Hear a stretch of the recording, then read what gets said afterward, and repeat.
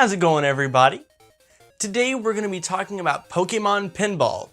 And no, not the one on the Game Boy Advance that has, I don't know, Gen 1, Gen 2, Gen 3 Pokemon.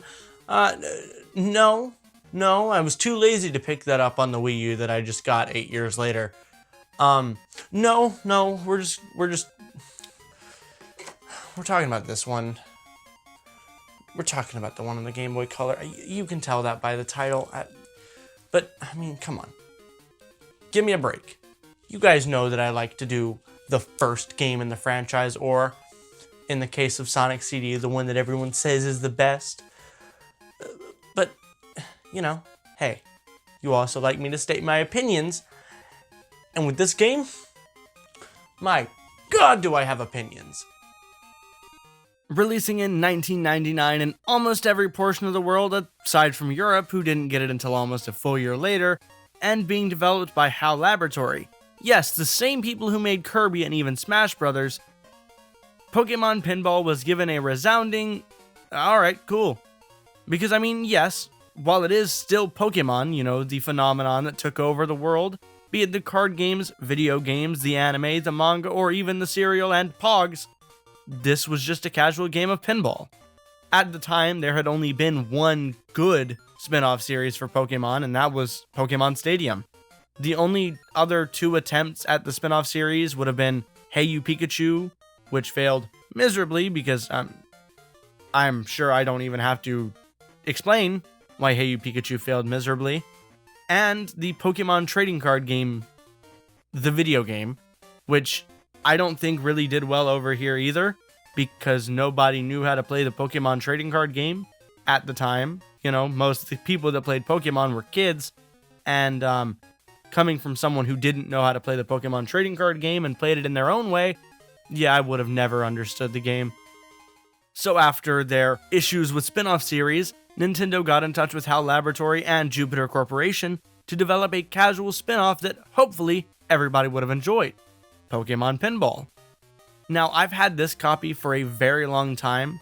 While it isn't a copy truly from my childhood, it was well loved previously, I can assure you of that, because I knew the previous owner.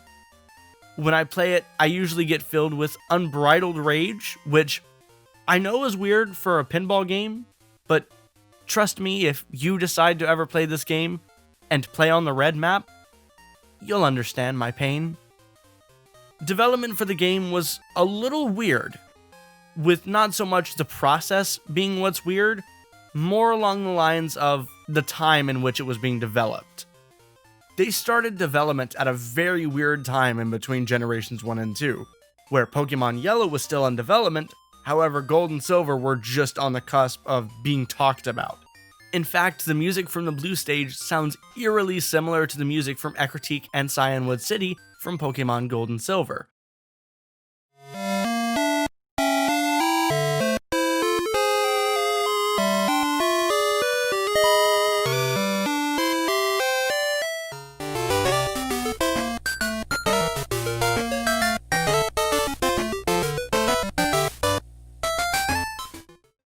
While a bit more cheery and jazzy than Ecruteak and Cyanwood, it's still noticeable that the medley is nearly exactly the same. The sprite work was also done by Jupiter Corporation, rather than having it done by Game Freak.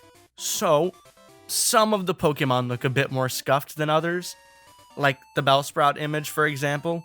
In comparison to how Bellsprout actually looks, while this isn't completely wrong, it's still a little off-putting getting winked at by a Bellsprout. Just saying. While the development might have been a little iffy, the gameplay was actually really fun. There isn't much to set this game apart from other pinball games out there, other than the fact it's Pokemon branded in every which way possible. I mean, it is really just Pokemon Pinball.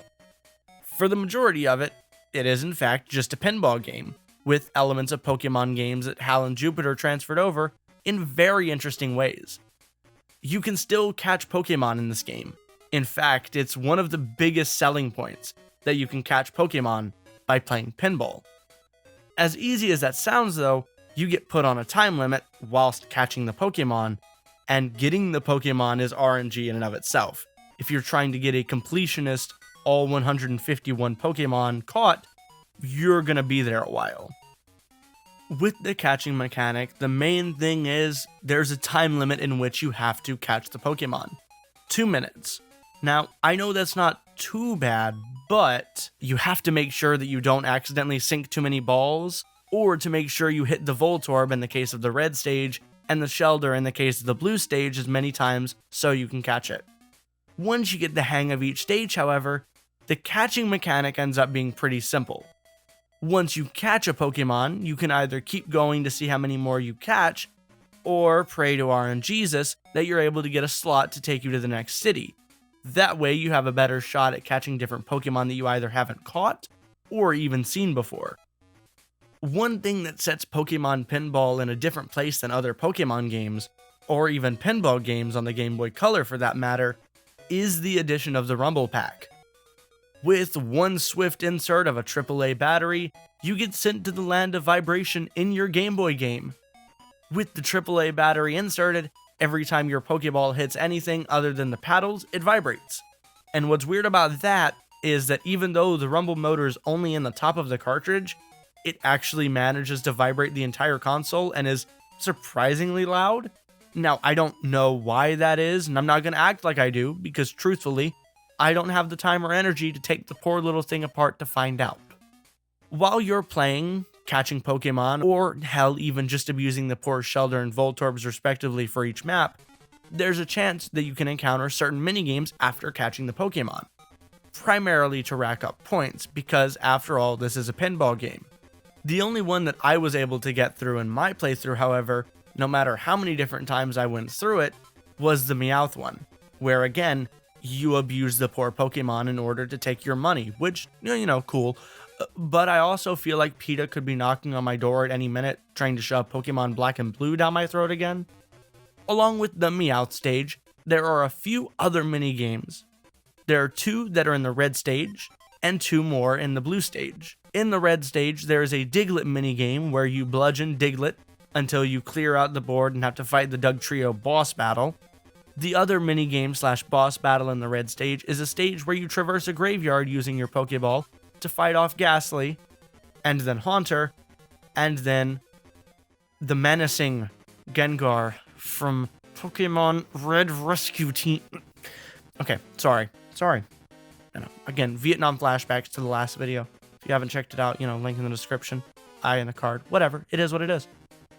Then, once you traverse to the blue stage, there are 2 more. Technically, one of them is in both red and blue once you get to Indigo League. However, I'm going to categorize it with the blue because that's the only one I played, because again, the red stage is hell. The first of the 2 in the blue stage are the seal minigame, where you more or less fish for a seal with Pokeballs. Like, there are 3 of them that swim around, I guess, poke their little heads up, and you gotta fish and smack them with the ball. And the last one, which could honestly be considered a sort of final boss of the game, you gotta fight Mewtwo. That one is probably the one that takes the most skill, I guess, because you have to make sure that you time your hits just right, or else the orbs around Mewtwo will regenerate. After you go through all the different towns and go through each set of minigames on both boards twice, you then have to traverse to Indigo Plateau, which, you were already there for Mewtwo. And after you've done each minigame twice, you have a 1 in 16 chance of even encountering the man, the myth, the legend, Mew. While encountering Mew on its own is actually surprisingly rare, it's even more rare to be able to catch the damn thing. With a normal Pokemon, you just have to hit it 4 times to be able to actually catch it. But no, Mew just had to be extra. In order to actually catch Mew, you have to hit it 1,024 times. Still in that 2-minute window. What were they thinking? Did they think that people had turbo buttons on their Game Boy Colors or something? Actually, I just got news that you don't need to catch Mew to get its Pokédex entry.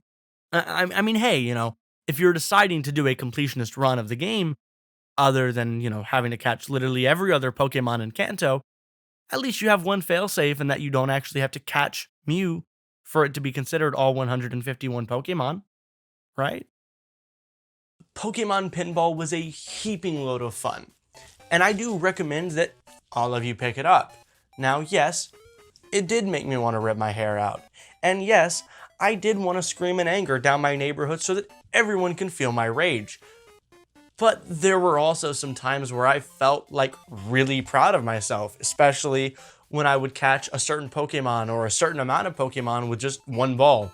I won't say drop everything and 100% the game, however, because there's no real congrats, you beat the game. It's not like in Pokemon, the main games, where you can get the shiny charm for catching all of them.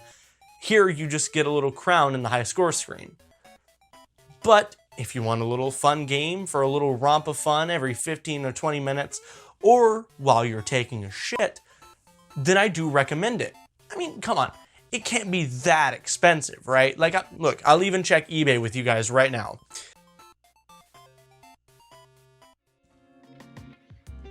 What the